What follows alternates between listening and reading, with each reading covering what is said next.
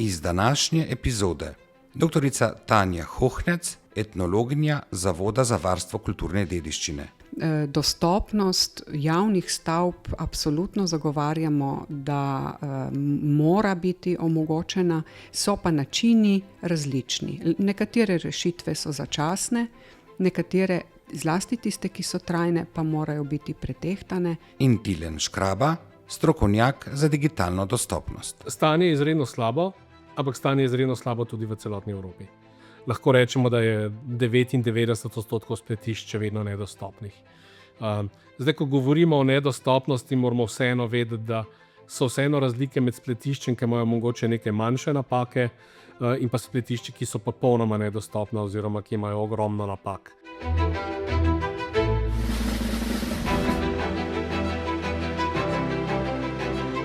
Podcast zagovornika načela enakosti.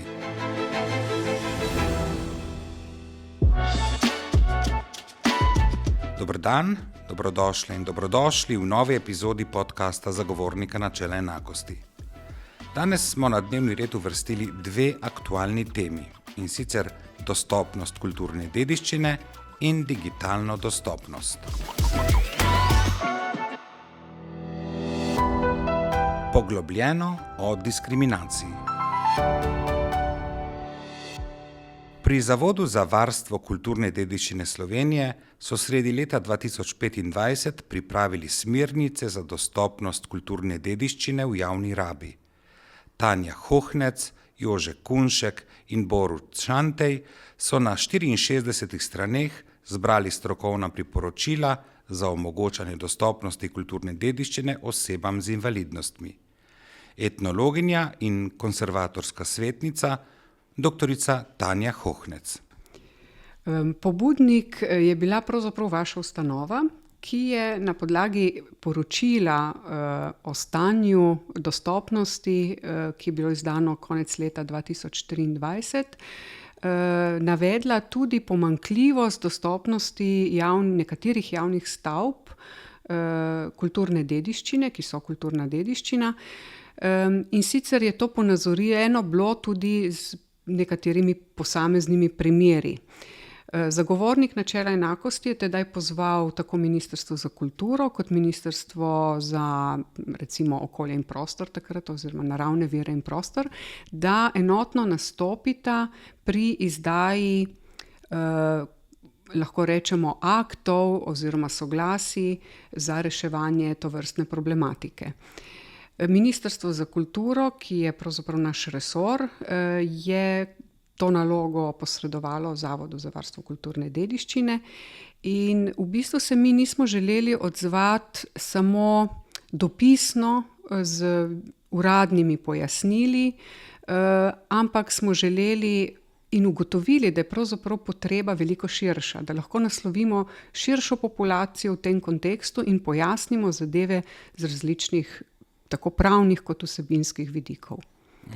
Tako da ste dali od sebe neka konkretna praktična navodila, kako pristopati k urejanju dostopnosti, ko gre za naravno in kulturno dediščino, praktično za vse, ki bi želeli to dostopnost zagotavljati in jo morajo po zakonu, a ne, do konca letošnjega leta, pa tudi kasneje. Ja, načeloma ja. Moram vas popraviti, mi smo pristojni samo za kulturno dediščino, za naravno dediščino oziroma naravne vrednote je pa pristojen drug resor in Zavod za ohranjanje narave. Tako da mi se osredotočamo pretežno prav v tem primeru na recimo območja, na prostor, na stavbe, torej na nepremično kulturno dediščino. To je težka tema, ne? Težko je uravnovesiti neko kulturno dediščino, ne? Za katero se takrat, ko je nastajala, še niso obstajala načela dostopnosti, s tem sodobnim razumevanjem dostopnosti, ker želimo, da imajo vsi, kolikor se da, dostop. Dostikrat slišimo stereotipno, Zavod za varstvo kulturne dediščine nam ustavlja, pravi, da se nič ne da, ampak s tem priročnikom dokazujete, da pa nekaj se da. Točno tako. Tudi ta stereotip je že zelo globoko zakoreninjen kar v naš DNK varstva kulturne dediščine, na žalost. pa se vendarle trudimo s številnimi primeri pozitivne, dobre prakse, da temu ni tako. Namreč kulturna dediščina se spreminja. Dediščina je pravzaprav produkt delovanja človeka, njegovega življenja, aktivnosti, delovanja družbe in temu se prilagajamo tudi mi. Pred sabo imamo številne izzive, tako v kontekstu podnebnih sprememb in energetske prenove. Če hočemo seveda, da vsa ta dediščina, ki jo varujemo, da jo tudi ohranimo za prihodnje rodove in da živi. Kajti samo muzejske prezentacije niso najbolj idealna rešitev. Tako smo tudi s tem priročnikom želeli pokazati, da težave, ki recimo nastopijo, ki se komu zdijo, da ničesar ne dovolimo, da so morda samo začasne narave. Kajti zakon o varstvu kulturne dediščine nas jasno zavezuje, da moramo vse posege na podlagi, bom rekla, vlog ali želja lastnikov ali pa potreb investitorjev jasno pretehtati. In tudi lastninsko pravico omejevati v najmanjšem možnem obsegu. Tako da mislim, da so vse rešitve, ki se jih lotevamo, pretehtane, je pa na drugi strani v veliki meri odvisno od investitorjev, ali bo ta rešitev dobra, ali naslavlja kompleksno problematiko, tudi širši prostor, torej od širšega območja k ožjemu in tudi na projektni ravni. In kako dolgo je trajal proces nastajanja, kdo je vse sodeloval pri pripravi tega priročnika, ste morda vključevali tudi osebe z invalidnostmi? Ta proces je žal bil kar dolgotrajen. Namreč te naloge, ki se jih lotevamo in konzervatorji, ki pri tem sodelujejo, je pač treba vedeti, da so obremenjeni na dnevni bazi s tekočimi nalogami. Ampak recimo lotili smo se takoj po zimi 2024, takoj pač po izdanem tem poročilu, naredili neko interno analizo najprej, identificirali dosedanje primere v sodelovanju z območnimi enotami in konzervatorji, pridobili te podatke, ki so nam jih posredovali kolegi, bom rekla, meni kot koordinatorki, da tako rečem. Potem smo pa na podlagi teh ugotovitev sestavili nekakšen koncept, kako to najbolj jasno predstaviti širši populaciji, da je na eni strani priročnik uporaben tako konzervatorjem, na drugi strani pa tudi investitorjem, torej osebam z invalidnostmi, vsem uporabnikom, ki se tako ali drugače posredno ali neposredno s tem ukvarjajo. Torej v letu 2024 smo pripravili nekakšen tak širšo zasnovo. K sodelovanju smo pritegnili tudi kolega arhitekta, ki je naredil na tem področju tudi zelo kvalitetno nalogo za strokovni izpit. In ta priročnik dopolnjuje prav s tem tehničnim vidikom, z elementi, ki so potrebni za vzpostavljanje dostopnosti in tudi z vprašalnikom za oceno dostopnosti. Potem, ko je bilo to sestavljeno in napisano v predlogu oziroma osnutku, je dokument zaokrožil še na pristojnem Ministrstvu za kulturo. Potem so nam pa oni s pripombami vrnili v ponovno obravnavo v začetku letošnjega leta. Potem smo to dopolnili. Žal pa časa, da bi sodelovali neposredno z osebami, ki bi morda prispevale še kakšen drug pogled k temu, žal nam tega časa nam je zmanjkalo. Smo pa upoštevali tudi ugotovitve Urbanističnega inštituta, ki se je s to temo že ukvarjal preko raziskovalnega projekta. V priročniku uporabljate izraz funkcionalno ovirane osebe, teh izrazov za invalidnost je kar precej. Kako da ste se odločili za tak izraz, za razliko od tega tradicionalnega pojma invalidnost?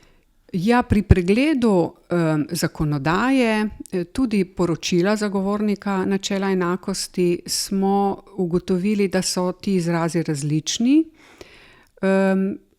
Odločili smo se, da sprejmemo izraz osebe z invalidnostmi, kot ga priporoča zagovornik načela enakosti, ki naslavlja z njegovim utemeljevanjem širšo populacijo. Na koncu pa vendarle še širše naslavljamo funkcionalno ovirane osebe, ki je termin, ki ga uporablja gradbena zakonodaja. Namreč gre tukaj za tudi osebe, ki so morda trenutno, začasno, bodisi gibalno ovirane, lahko so to tudi starejše osebe, lahko so nosečnice in tako naprej. Tako da mislim, da s tem nikogar ne izključujemo. Komu ste ga namenili, komu je namenjen, kdo ga lahko uporablja, nekaj ste že povedali? Ja, prav to. Želeli smo nasloviti čim širši krog uporabnikov. Verjamem, da bojo v priročniku našli koristne nasvete tudi konzervatorji. Verjamem, da lahko prav tisti, bom rekla skeptiki, najdejo tudi primere dobre prakse in se prepričajo, da ni vedno zavod tisti zaviralec v takih primerih, da imamo res odlične primere, zlasti ko gre za celovite pristope in obnove k projektu, torej obnovitvene projekte. Potem pa tudi investitorji oziroma tudi projektanti, ki se lotevajo projektiranja v skladu z gradbeno zakonodajo, pa bojo vendarle najbrž skozi ta priročnik videli tudi bolj ali manj dobre in tudi slabe rešitve, da se lažje potem odločamo skupaj, na kakšen način pristopiti k obnovi in reševanju teh problemov. Dali ste ga na voljo brezplačno na spletni strani Tako, zavoda. v digitalni obliki. Se ga da snet kot PDF. Ja. Kako je strukturiran priročnik? Po tipih objektov, po stopnjah dostopnosti, po tematskih področjih? Kako ste se lotili te velike teme? V bistvu smo na začetku najprej želeli seveda pojasniti namen tega priročnika, kot smo že danes tudi povedali. Potem pa je treba tudi pojasniti pravni okvir varovanja kulturne dediščine in potem tudi vsebinski. Treba je tudi izpostaviti, zakaj je zaradi reševanja dostopnosti. To govorimo predvsem, in to je treba poudariti, da priročnik rešuje predvsem tisto področje, se pravi, ki rešuje gibalno ovirane osebe, kajti ravno zaradi tega reševanja najbolj posegamo v strukturne elemente kulturne dediščine, torej tudi statične rešitve, tudi v vizualno občutljivost stavb ali območij, zato je temu namenjenega tudi največ prostora in največ primerov. Torej, ta priročnik je bil najprej načrtovan, da predstavi to problematiko skozi različne zvrsti kulturne dediščine. Potem smo ugotovili, da je to, se preveč pravzaprav ponavljajo nekakšno iste usmeritve, ki veljajo za različna področja.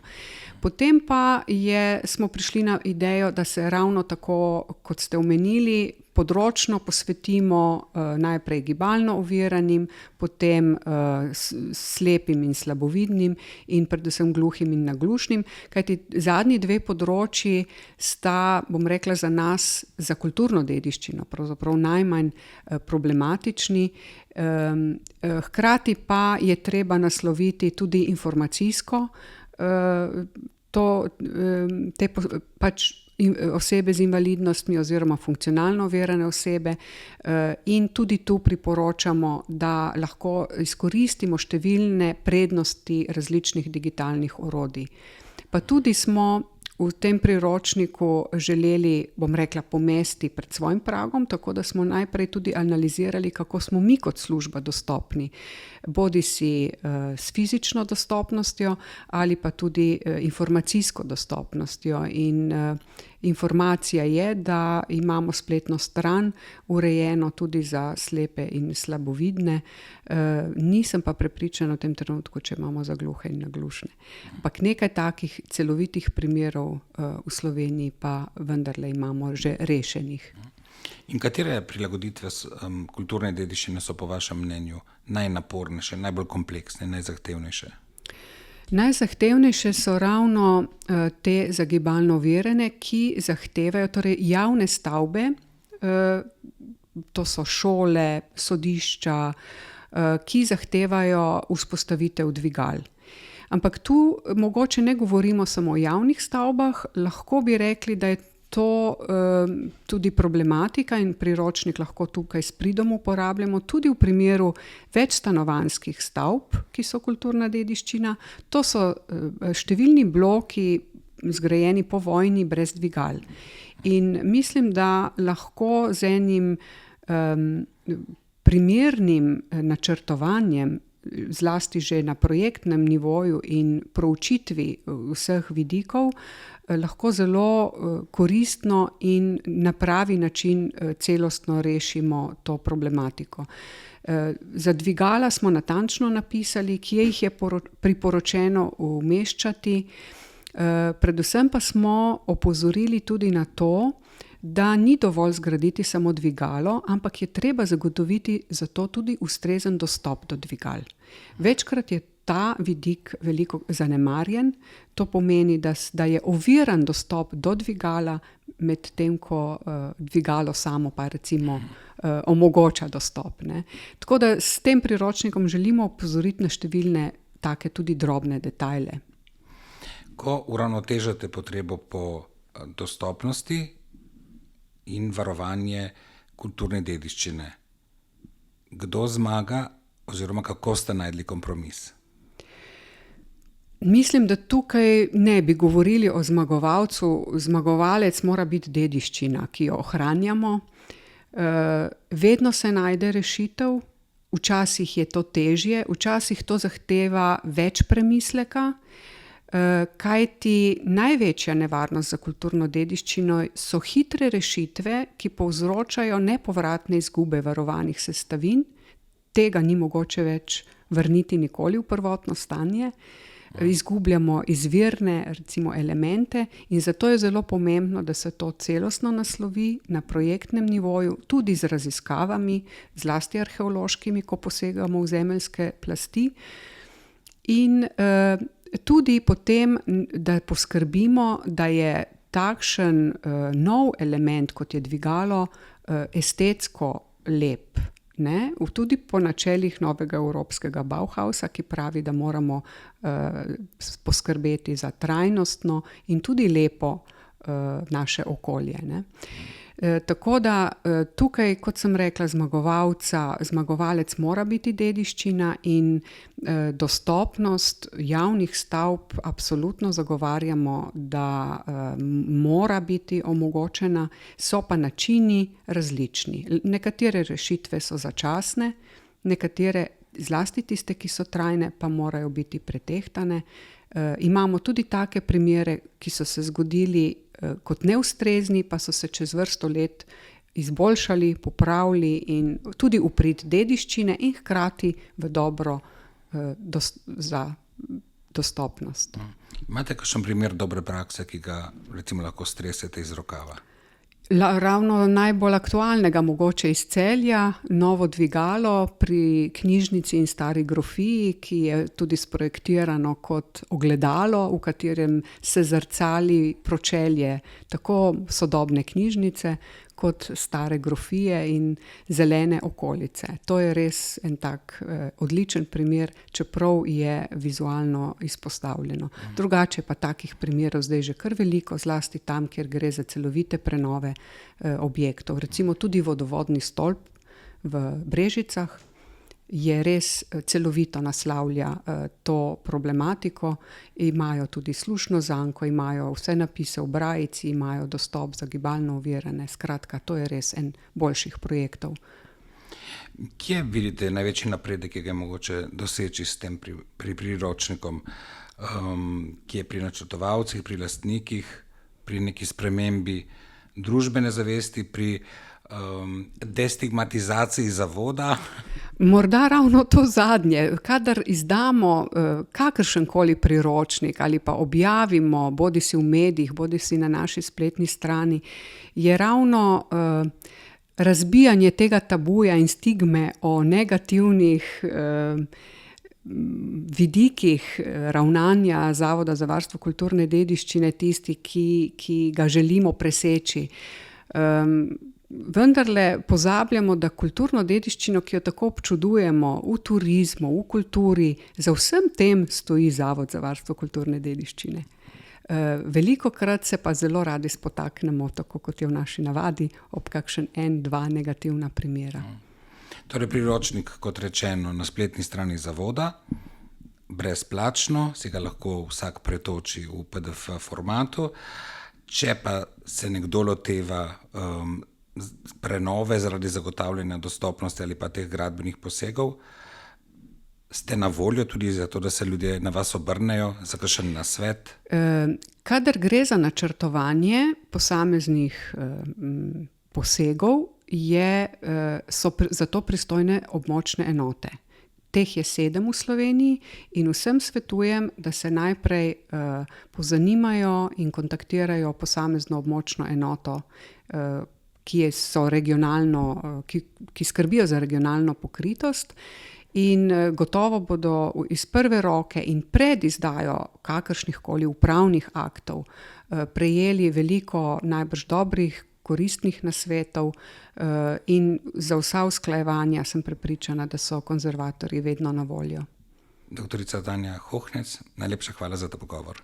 Hvala tudi vam za povabilo.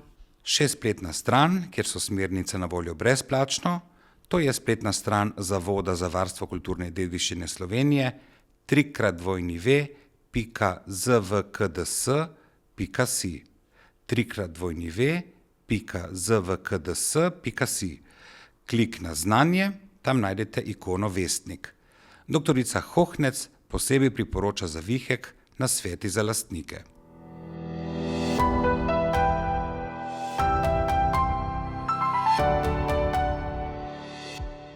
Univerzalna digitalna dostopnost omogoča boljšo kakovost življenja vsem članom družbe, tudi osebam z različnimi oviranostmi, so zapisali na spletni strani Zavoda za digitalno dostopnost a11y.si iz Izole. Direktor zavoda Tilen Škraba je višji svetovalec in presojevalec ter eden največjih strokovnjakov za vprašanje digitalne dostopnosti pri nas. Če dobro pomislimo, zadnja leta je digitalni svet, ki prevzema primat.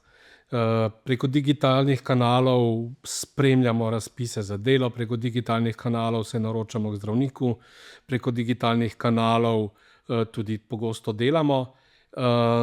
In to pomeni, da skoraj vse, kar počnemo, skoraj vsega se dotika digitalna dostopnost.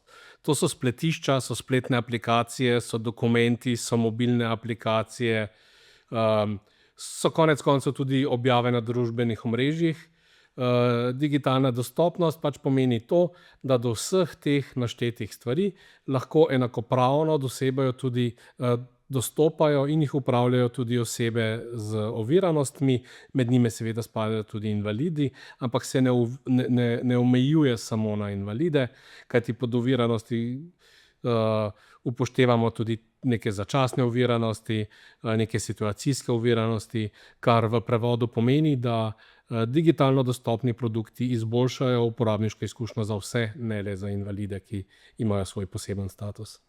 Zakonodaja poskuša že dlje časa regulirati, urejati in spodbujati uporabnike oziroma ponudnike, da uredijo čim širšo digitalno dostopnost.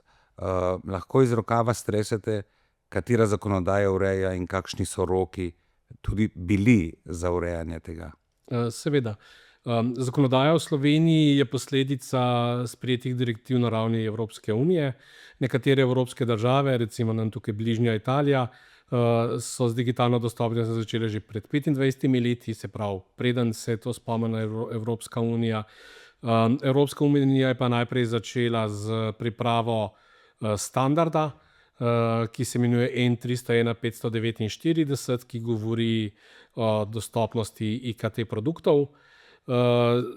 Ta standard je bil primarno izdelan za zakon o javnem naročanju, ki je tudi prvi zakon, ki je v Sloveniji uvedel pojem digitalne dostopnosti in sicer zahteva, da tehnične specifikacije za katerokoli naročilo morajo vsebovati zahteve, da je produkt dostopen vsem. Sledil je zakon o dostopnosti do spletišč in mobilnih aplikacij, ki velja za javni sektor. To je prvi zakon, zaradi katerega se je o dostopnosti v Sloveniji sploh začelo govoriti, se pravi, tiste spremembe zakona o javnem naročanju so bile popolnoma ignorirane. Ta zakon je začel veljati leta 2018, dokončna implementacija do leta 2020, kar pomeni, da od leta 2020 naprej bi vsa spletišča zavezancev iz javnega sektorja, se pravi spletišča, mobilne aplikacije, spletne aplikacije, moralo biti polno dostopna oziroma skladna s standardom, ki sem ga prej omenil. Se pravi, isti standard, ki je bil narejen za zakon o javnem naročanju, isti standard se uporablja tudi v zakonu za dostopnost spletišč in mobilnih aplikacij. V letošnjem letu je pa začel veljati tudi prvi zakon, ki k dostopnosti zavezuje tudi nekatere subjekte javnega sektorja, zasebnega sektorja. Predvsem gre tukaj za banke, ponudnike plačilnih storitev, za spletne trgovine, za prevoz in podobno. In e-knjige so recimo tukaj še zanimivo področje. In za njih zakon velja od 28.6. letošnjega leta, oziroma za fizične produkte je zamik do leta 2030. Pod fizičnimi produkti mislimo to, da bodo morali biti dostopni vsi plačilni terminali, vsi bankomati, vse pametne televizije in podobno. Se pravi, zakon dobesedno pokriva zelo širok spekter zavezancev, ne čisto vse.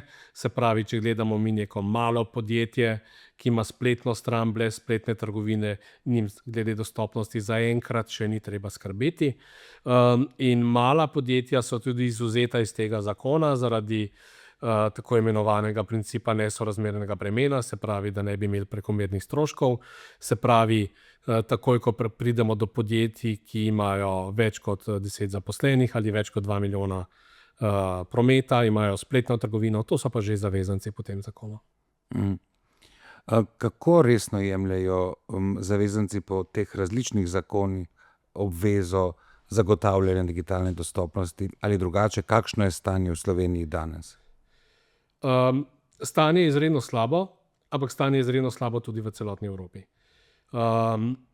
Mi izvajamo analize dostopnosti na osnovi nekega robotskega preverjalnika. Prvo tako analizo smo izvedli leta, mislim, da 23. V letošnjem letu, v lanskem letu smo jo ponovili, v letošnjem tudi. In spletišč, ki bi bila dostopna, vsaj osnovna stran, pa ta avtomatska kontrola ne bi našla neke napake, je pod odstotek, dobesedno. Lahko rečemo, da je 99% spletišč še vedno nedostopnih.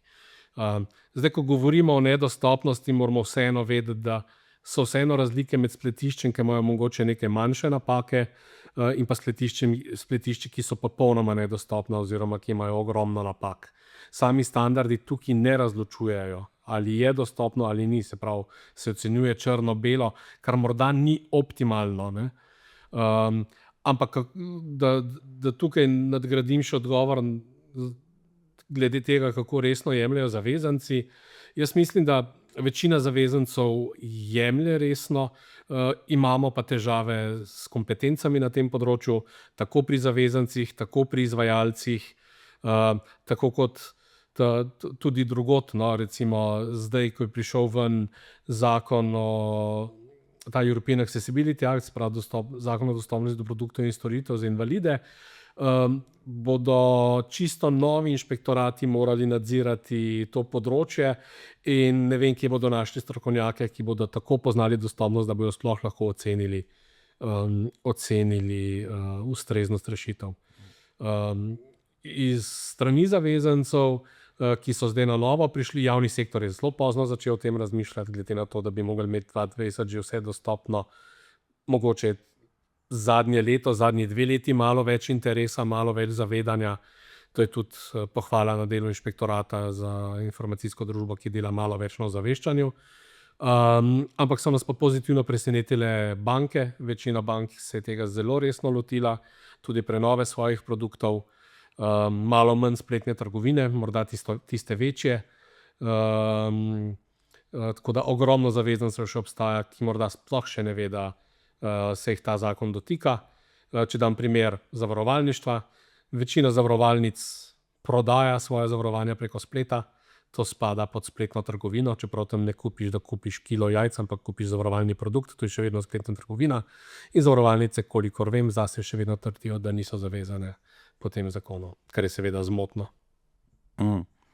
Če imamo podjetje ali pa če smo nek državni organ ali pa če smo občina, imamo spletno stran, kako se lotimo razmisleka o zagotavljanju digitalne dostopnosti? Najlažje je začeti razmislek takrat, ko se dela nova stran oziroma ko se gradijo nove strani. O dostopnosti je treba razmišljati že na samem začetku, pri načrtovanju uporabniške izkušnje, pri oblikovanju, šele na to pride programiranje in pa priprava vsebin. Analize, mednarodne raziskave kažejo, da 67% vseh napak v dostopnosti izvira iz prvih 2 korakov, se pravi načrtovanja uporabniške izkušnje in pa oblikovanja. In odprava teh napak je lahko zelo problematična. Se pravi, če nekdo dela nov produkt, predlagamo, da se tega loti zelo resno, naj preverja v vsakem koraku dostopnost, se pravi že načrte, ne samo končen produkt. Tisti, ki pa se lotevajo urejanja dostopnosti za nazaj, morajo pa najprej pripraviti oceno trenutnega stanja, kar v Sloveniji lahko opravijo v tem trenutku le par redkih strokovnjakov dovolj kvalitetno, kar je zopet težava kompetenc, kot sem prej omenil. In se potem na osnovi tega lotijo popravkov. In v Sloveniji je zaenkrat tako, da tudi ko nekdo nekemu izvajalcu naroči neko dostopno rešitev, žal prepogosto, skoraj vedno, pridemo do tega, da izvajalec ne dostavi tako dostopne rešitve, kot bi morala biti, ker tudi izvajalci ne poznajo vseh podrobnosti. Standardi dostopnosti imajo preko 56 kriterijev dostopnosti. Znotraj teh kriterijev so še določene podzahteve, recimo pod enim kriterijem se lahko skriva tudi 10 zahtev. Poznati je treba nekih 100 zahtev, ki se dotikajo tako oblikovanja, kot priprave vsebin, kot programiranja, in to je velik zalogaj tudi za same izvajalce. Torej ne moremo zadeve se lotiti v hiši s kakšnim domačim hišnim IT strokovnjakom, potrebno je poznanje ven. Če želimo res dostopno rešitev, je seveda potrebno poznanje ven. Mi pa vseeno zagovarjamo in smo prepričani, da je to ustrezen pristop, da morajo vsi, vsaj tisti malo večji, se pravi, ki nimajo le par zaposlenih, takih je v Sloveniji tudi veliko, graditi tudi notranje kompetence. Se pravi, da vsaj neke osnove obvladajo v hiši. Tukaj lahko morda kot dober primer podamo občino Nova Gorica. Občina Nova Gorica je na usposabljanje tako zelo splošno poslala vse svoje zaposlene. Enega od zaposlenih je poslala na usposabljanje, s katerim je pridobil dovolj kompetenc, da zna sam oceniti večino vsebin, kako so dostopne, kako niso. Mogoče tiste najzahtevnejše ne, večino pa še vedno da. Posodobili so svoje notranje predloge dokumentov, da so dostopni. Se pravi, naredili so vse tiste korake, ki so potrebni, da so na pravi smeri, da bodo imeli vse produkte in vse rešitve, upam, da kmalu dostopne. Katere so najpogostejše napake, ki jih naredijo subjekti, ki želijo urejati digitalno dostopnost? A jih naredijo subjekti ali jih izvajalci, bom dal odgovor, kaj pride kot skupni rezultat napačen ven. Vsekakor je na subjektu to, da ne znajo dovolj kvalitetno zapisati zahtev. ali preveč pavšalno zapišejo neke zahteve. To vidimo tudi v javnih razpisih raznih ministrstev, kjer rečejo samo, da mora biti skladno z nekim standardom in ne napišejo dovolj na široko, kaj vse to pomeni. In marsikjer izvajalec potem ta en stavek ali en odstavek spregleda in mu ne da nobenega pomena. Če bi te zahteve mi zapisali na parih straneh, od izvajalca zahtevali izjavo, da končen produkt bo polno dostopen, takrat bi izvajalec to resno razumel in sprejel. In posledica tega je, da na koncu dobimo neke produkte, ki so na pol dostopni, recimo temu tako, manjkajo pa neke podrobnosti. Zelo pogosto so težave s kontrasti, zato ker se mogoče nekdo noče prilagoditi svojim CGP-jem, se pravi celostno podobo. Kontrasti so zelo zahtevni, zelo pogosto so težave upravljivost s tipkovnico, zato ker programerji kaj narobe sprogramirajo. Zelo pogosto so narobe opisane slike, zato ker se narobe razumejo standardi. Če probam čisto plastično povedati, če se vi zamišljate slikice, ki so na ekranu, nekdo, ki uporablja bralnik zaslona, potrebuje opis take slikice, da bo razumel, kaj ta slikica pomeni. Ampak vedeti moramo tudi, katerim slikicam moramo opise res posredovati in za katere slikice teh opisov ne potrebujemo.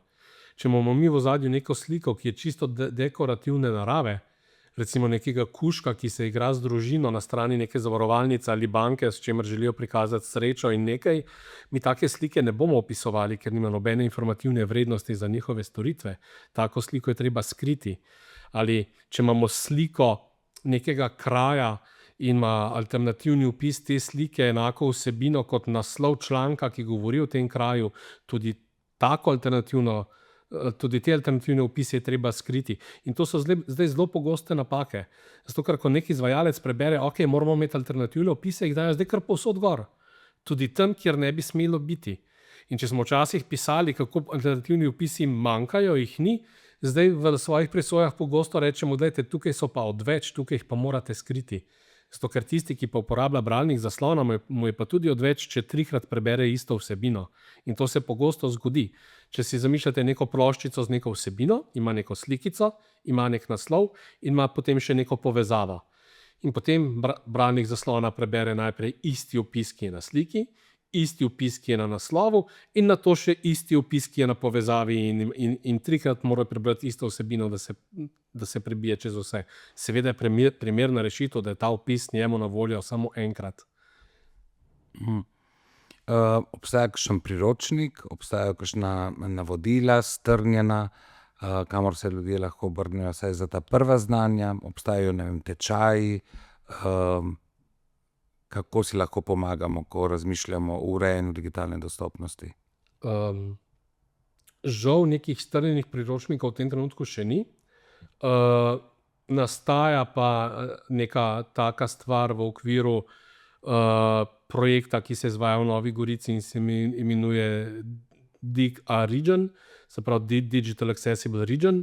To je čezmejni projekt, sofinanciran iz Slovenije, Italija. Mi smo bili tam izbrani kot eni od izvajalcev. In tam se gradi portal, ki bo prav v strnjeni obliki in pa tudi v podrobnosti predstavljal neke rešitve, kako zagotoviti ustrezno dostopnost. To upamo, da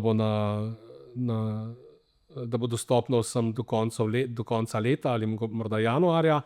Nekatere države so pa same poskrbele, se pravi z nivoja države, da take rešitve obstajajo, morda manj strnjene, mi gremo zdaj res iz nekih osnov v podrobnosti, ampak marsikatera država je recimo zagotovila svoje osnovne elemente, preko katerih lahko vsaj javni sektor, pa tudi ostali lahko vzamejo, ker ni nekega copyrighta nad tem, zagotovijo svoje osnovne rešitve.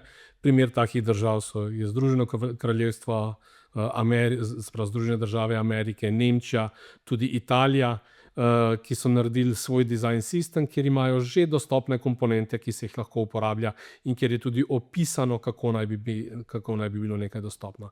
Se pravi, na svetovni ravni tisti, ki vemo, kje poiskati take stvari, najdemo. V Sloveniji pa tega do sedaj še ni. Lahko pa napovemo, da kmalu tudi to bo. Ko pogledate spletno stran, kako takoj zaznate, da ta ni dostopna? Katere so tiste najosnovnejše, recimo, napake, ki jih takoj opazite? Tisti, ki dostopnost res obvladamo, lahko res zelo na hitro ugotovimo veliko neskladij. Takoj nam v oči pade, če se na strani nekaj premika, pa ni možnosti to ustaviti. Eden od kriterijev pravi, da če se vsebina na strani premika več kot 5 sekund, mora obstajati možnost, da se to ustavi zaradi preusmerjanja pozornosti česarkoli drugega. Druga stvar, ki jo že po občutku dobimo, ali so kontrasti pravi. Naslednja stvar, ki jo takoj jaz začnem testirati, da vidim, kako je dostopna stran, ne uporabljam miške, s tipkovnico začnem pritiskati tab in vidim, ali je fokus tipkovnice vedno viden. Se pravi, ali je na vsakem interaktivnem elementu, kamor fokus mora priti, ali se fokus vidi. Na to preizkusim, ali lahko recimo meni upravljam samo s tipkovnico. Veliko menijev se lahko upravlja le s hover, z miško, se pravi, ko pridemo z miškenim kazalcem, se meni razpre, s tipkovnico pa teh menijev ne moremo razpreti. In to so taki zelo hitri testi, ki se jih lahko nauči tudi laik in lahko ugotovi približno, kako je dostopna neka spletna stran. Kot sem rekel, da se pa v podrobnosti pogleda, je pa tukaj potrebno preveriti več kot 100 različnih kriterijev, elementov, testov, da ugotovimo v podrobnosti, ali je stran res dostopna ali ni. Poleg Mestne občine Nova Gorica, ki je primer dobre prakse pri zagotavljanju različnih oblik dostopnosti, v resnici smo slišali tudi v naših prejšnjih podcastih, lahko navedete še kakšen primer dobre prakse, kakšnih javnih inštitucij ali pa tudi zasebnih? Ne bom imenoval podjetij, moram pa pohvaliti podjetja, ki so se začela aktivno ukvarjati s tem. Se pravi, v Sloveniji se zdaj že pojavljajo razvojna podjetja, agencije, ki so šla skozi usposabljanje glede dostopnosti in že delajo dostopne produkte. In to se bo pokazalo tudi pri njihovih naročnikih zelo kmalu. Ena od inštitucij v Sloveniji, ki se je zelo resno lotila dostopnosti, je STO, Slovenska turistična organizacija, ki v zadnjem letu in pol naredila velik korak naprej, pa imajo zelo kompleksno spletišče. Tudi go.si je relativno dobro dostopna, sem pa tja se najde kakšna napaka, ampak večinoma nimamo velikih pripomb čez njo.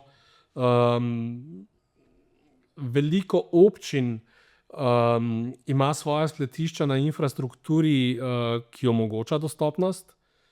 Eno podjetje je pač razvilo tako infrastrukturo, ampak se potem občine niso dovolj pazljive in ne pazijo recimo pri kontrastih ali želijo preveč elementov nametanih na stran, ker zopet to ne omogoča.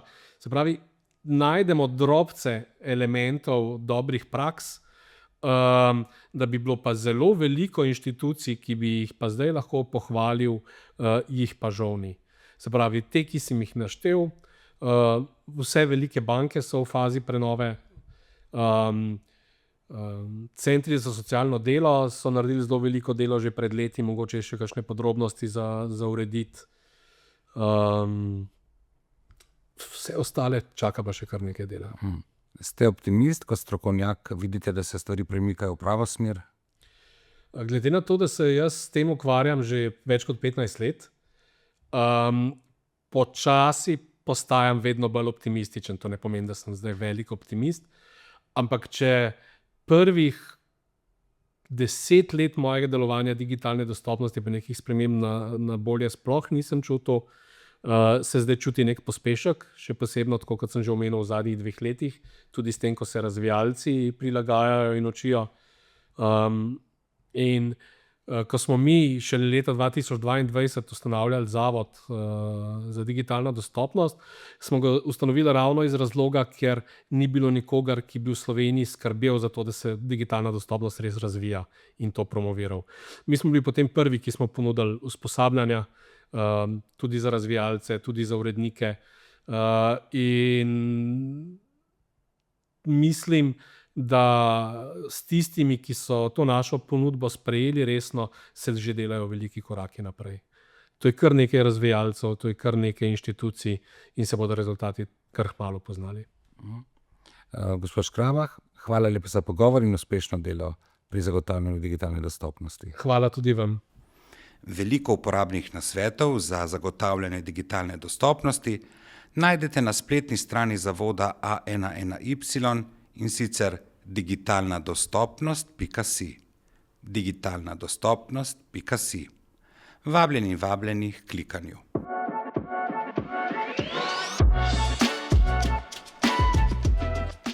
To je bila 13. epizoda podcasta Zagovornika načela enakosti. Z vami smo bili doktorica Tanja Hohnec, Tiljan Škraba in Mitja Blažič. Vabljeni, da naš podcast spremljate tudi v prihodnje. Najdete nas na vseh platformah za pretočne vsebine. Ne pozabite nam slediti tudi na družbenih omrežjih Facebook, Instagram, LinkedIn. Lahko nam tudi pišete na podcast@zagovornik-rs.si. Kmalu se spet slišimo.